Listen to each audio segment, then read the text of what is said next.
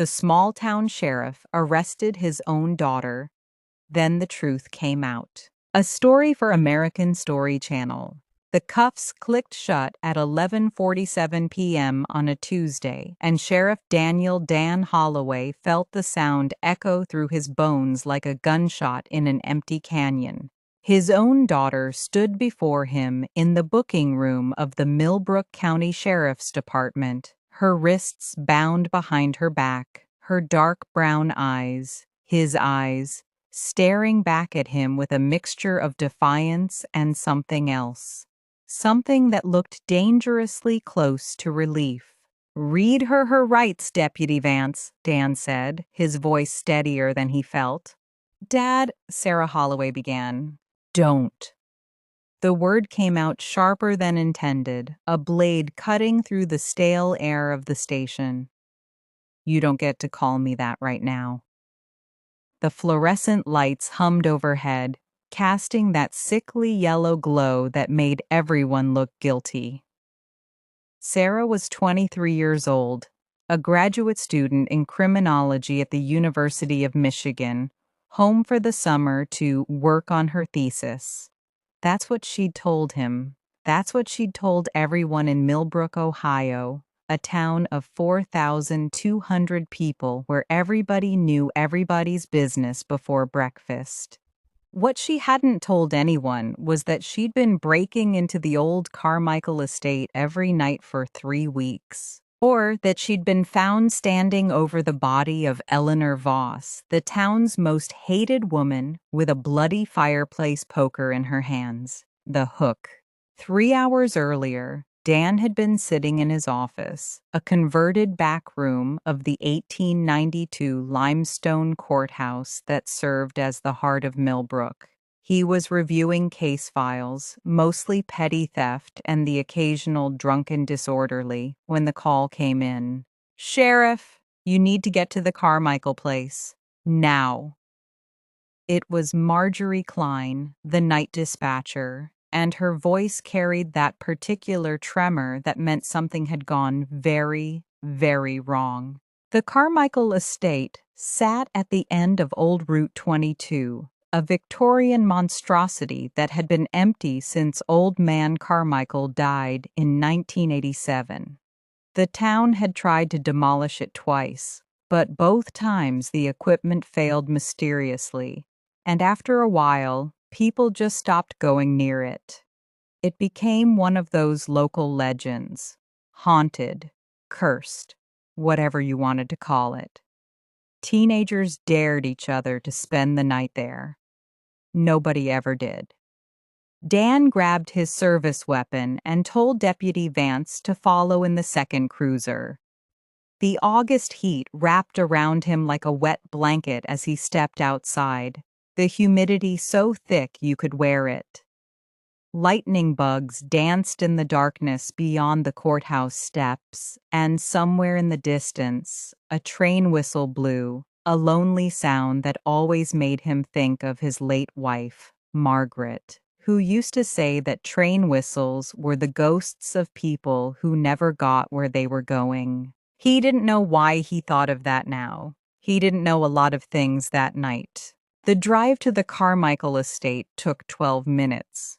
It felt like 12 years. When he arrived, the front door stood open, which was impossible because he'd personally checked the padlock last month after reports of teenagers trying to get inside. The door hadn't been forced. The lock hadn't been picked. It was simply open. Dan drew his weapon and entered, flashlight cutting through the darkness. The smell hit him first, dust, mildew, and something else. Something coppery and warm. He found Eleanor Voss in the parlor. She was seated in an antique wingback chair, her silver hair perfectly arranged, her hands folded neatly in her lap. If not for the blood soaking the front of her cream-colored blouse and the fireplace poker protruding from her chest, she might have looked like she was sleeping. But it wasn't Eleanor's body that made Dan's blood turn to ice. It was the figure standing beside her, holding the poker's handle, staring down at the dead woman with an expression of profound, terrible calm. Sarah, his daughter, turned slowly. Her face was pale in the flashlight's beam, smudged with dust and something darker. She was wearing black jeans and a dark hoodie, burglar's clothes, his mind supplied, the cop part of him already cataloging evidence while the father part screamed in silent denial. "Dad," she said quietly, "I can explain. Drop the weapon, Sarah, now." She looked at the poker in her hand as if seeing it for the first time. Then she let it fall. It hit the hardwood floor with a dull thud, and Dan heard himself say the words he'd never imagined speaking to his own child. "You're under arrest for the murder of Eleanor Voss. You have the right to remain silent." The investigation. By dawn, Millbrook was awake and buzzing. News traveled fast in small towns, and murder traveled fastest of all. The Ohio Bureau of Criminal Investigation sent 2 agents from Columbus, Special Agent Rebecca Torres and Special Agent Marcus Webb, who arrived looking like they'd stepped out of a crime drama. All sharp suits and suspicious eyes. Dan had worked with Torres before, 5 years ago, when a serial burglar had hit 3 counties. She was good, she was thorough, and she was looking at him like he was a suspect in his own daughter's alleged crime. "Sheriff Holloway," she said, meeting him in the courthouse hallway. The morning light streamed through the tall windows, catching dust motes in its beam. "I need you to understand something. Because of your relationship to the suspect, you're off this case, completely." "I know the protocol, Agent Torres." "Do you?" Her dark eyes held his. "Because I've seen good cops destroy themselves trying to protect family. I've seen them plant evidence, suppress witnesses, manufacture alibis. Don't be that cop, Dan." He almost laughed. Almost. "Agent Torres, I arrested my own daughter last night. I read her rights while she stood over a dead body. If I was going to protect her, don't you think I'd have started then?" Torres studied him for a long moment. "Maybe you're playing the long game. Maybe you think looking cooperative now will help later. Or maybe—" She paused. "Maybe you really don't know what your daughter was doing in that house." She said she could explain. She hasn't said anything since. That was true. Sarah had exercised her right to remain silent through the entire booking process. She'd refused a lawyer, another red flag that made Dan's stomach churn. She'd simply sat in the holding cell, staring at the wall, her expression unreadable. "Well," Torres said, "we're about to find out. The crime scene unit is processing the estate now, and we're running background on Eleanor Voss. Because here's the thing, Sheriff, nobody we've talked to seems particularly upset that she's dead. In fact, most people seem relieved." Dan knew that was true. Eleanor Voss had moved to Millbrook 3 years ago, buying the old Henderson place on Maple Street with cash. She'd immediately set herself up as the town's self-appointed moral guardian, attending every city council meeting, every school board session, every church gathering. She'd campaigned against the new Walmart, against the brewery that wanted to open downtown, against the Pride Parade that Millbrook had never even planned to have. She'd filed noise complaints against teenagers, zoning violations against homeowners, and lawsuits against the county for everything from property taxes to road maintenance. She was, in short, universally despised. But someone had despised her enough to kill her, and that someone, according to all available evidence, was his daughter. The evidence. By Wednesday afternoon, the case against Sarah looked ironclad. Her fingerprints were on the murder weapon. Her DNA was under Eleanor's fingernails, consistent with a struggle. Security footage from the gas station 2 miles down Route 22 showed her car passing at 10:15 p.m., heading toward the estate. She had no alibi. She had motive.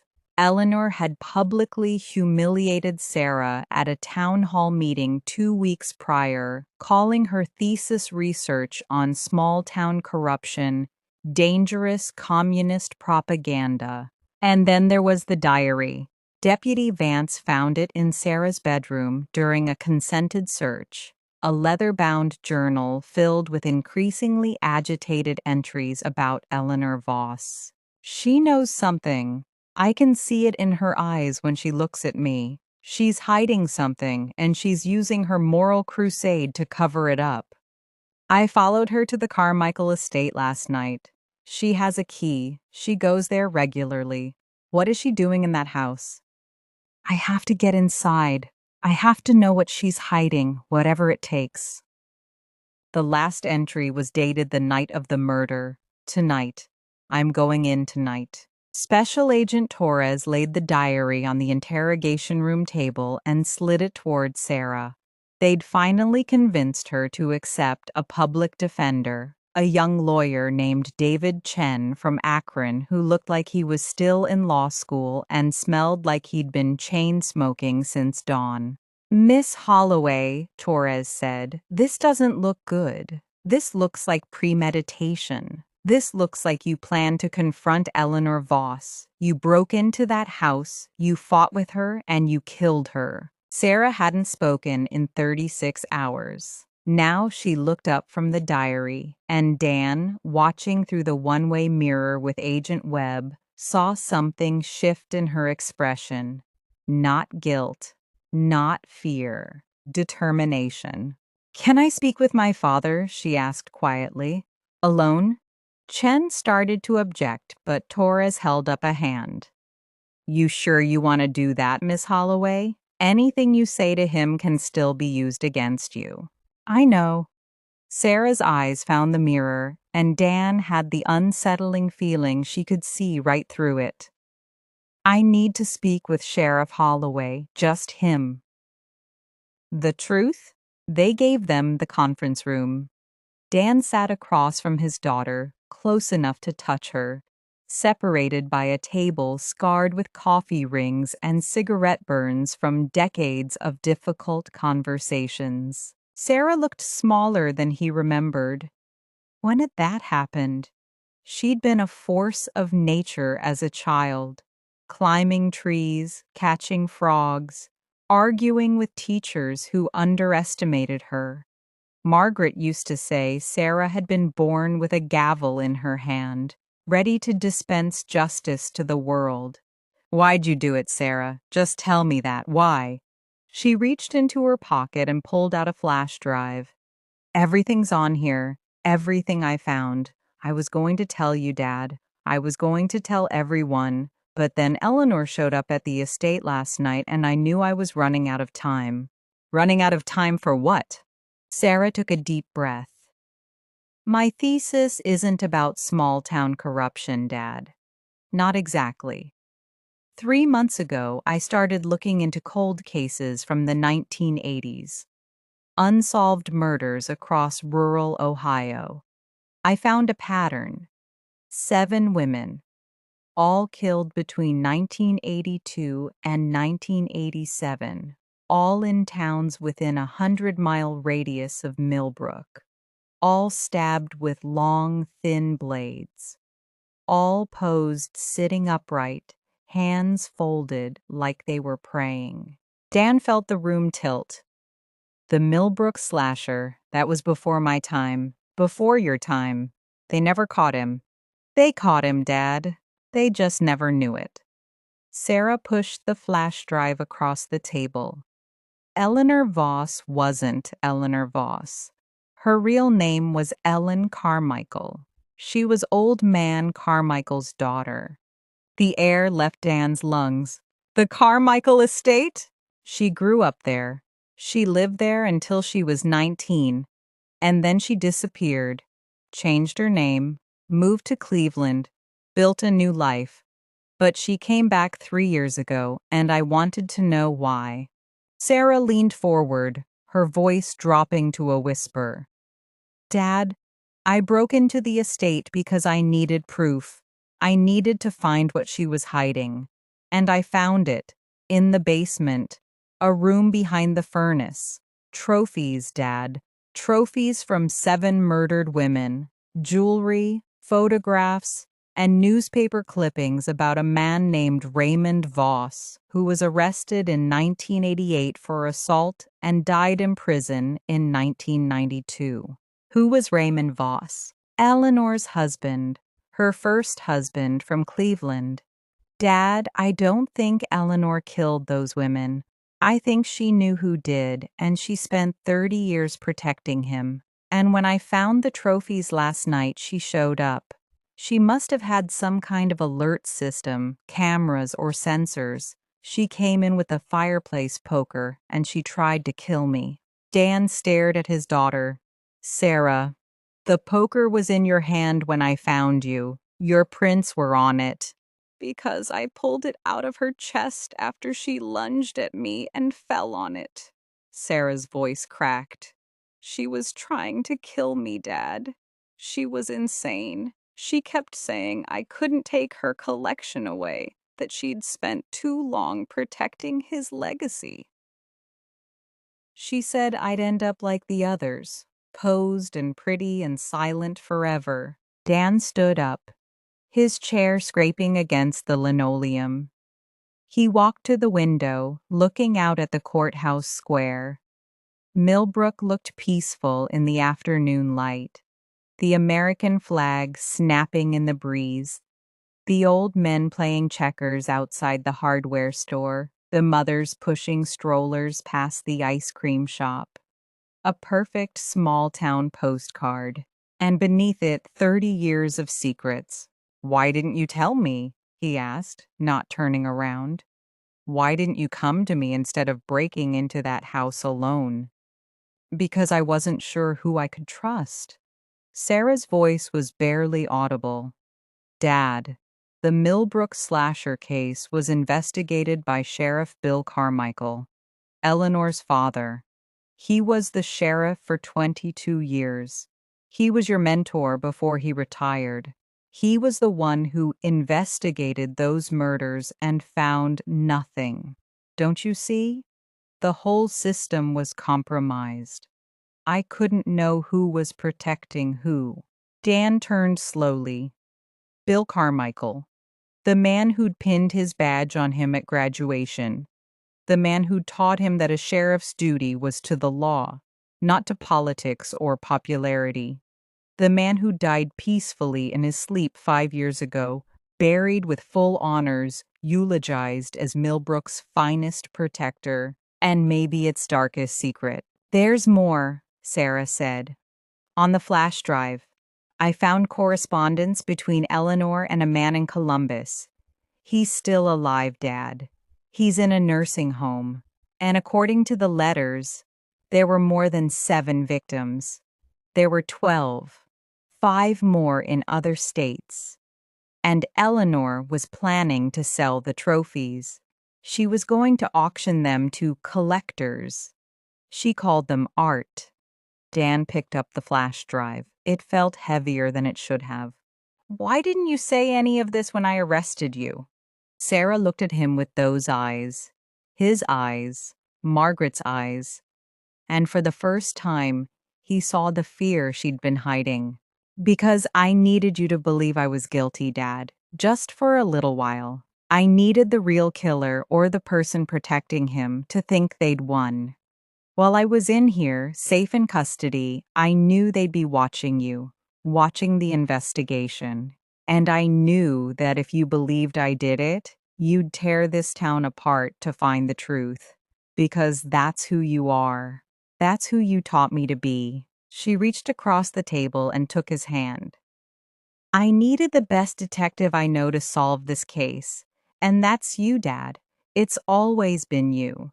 The resolution. What happened next became Millbrook legend, though the official reports were sealed and the details blurred by time and legal settlements. Special Agent Torres, initially skeptical, reviewed the flash drive's contents and authorized a search of the Carmichael estate's basement. What they found there made seasoned investigators weep. Rooms of horrors hidden behind false walls, preserved like a museum of pain. The trophies Sarah had described. And something else.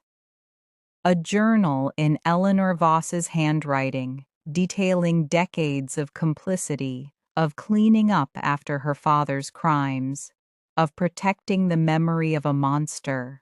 The man in Columbus was identified as Dr. Harold Vance, a retired psychiatrist who had treated Bill Carmichael for stress in the 1980s. Under questioning, he confessed to knowing about the murders and helping Eleanor cover them up in exchange for hush money. He died of heart failure 6 months later before he could stand trial. Eleanor Voss's death was ruled self-defense. Sarah Holloway was released after 11 days in custody, emerging from the Millbrook County Sheriff's Department to a crowd of reporters, well-wishers, and the kind of small-town curiosity that would follow her for years. Dan watched his daughter walk free, and for the first time since Margaret died, he allowed himself to cry. Not for the case, not for the victims, though he would carry their faces with him until his own death. He cried because he'd almost failed her. Because in that moment in the Carmichael estate, he'd seen his daughter as a suspect instead of a survivor. Because the badge he'd worn with pride for 15 years had blinded him to the truth until she forced him to see it. Epilogue. Sarah finished her thesis. It was published as a book. The Millbrook Slasher, A Daughter's Investigation, that became a bestseller and was optioned for a documentary series. She married David Chen, the public defender who'd believed her when no one else did, and they moved to Chicago, where she worked as a criminal profiler for the FBI. Dan Holloway served as Millbrook's sheriff for another 8 years. He never ran unopposed again. Some people in town never forgave him for arresting his daughter, even if she'd asked him to. But he didn't care about forgiveness. He cared about the 12 families who finally knew what had happened to their daughters, their sisters, their mothers. He cared about the truth. On his last day in office, he drove out to the Carmichael estate one final time. The county had demolished it the year before, turning the land into a memorial garden. 12 stone benches arranged in a circle, each bearing a name. He sat on the bench marked Margaret Holloway, not a victim of the slasher, but a victim nonetheless of the silence that had allowed evil to flourish. His wife had died of cancer when Sarah was 16, never knowing the darkness that had lived in their midst. "I'm sorry," he whispered to the wind. "I'm sorry I didn't see it sooner." The wind didn't answer, but the American flag flying over the courthouse, visible even from the garden, snapped in a sudden gust, and Dan chose to believe that was answer enough. Closing note. Thank you for reading The Small Town Sheriff Arrested His Own Daughter, Then the Truth Came Out. Stories like this remind us that truth is often buried beneath layers of secrets, and that sometimes the people we trust most are the ones who can help us find it. If you enjoyed this story, please hit that like button and share it with someone who loves a good mystery. And if you haven't already, subscribe to American Story Channel for more gripping tales of suspense, justice, and the human spirit. We bring you new stories every week, true crime, fiction, and everything in between. Remember, the truth always comes out. It just sometimes needs someone brave enough to dig for it. Good luck, and we'll see you on the next story. Stay safe out there. The American Story Channel T.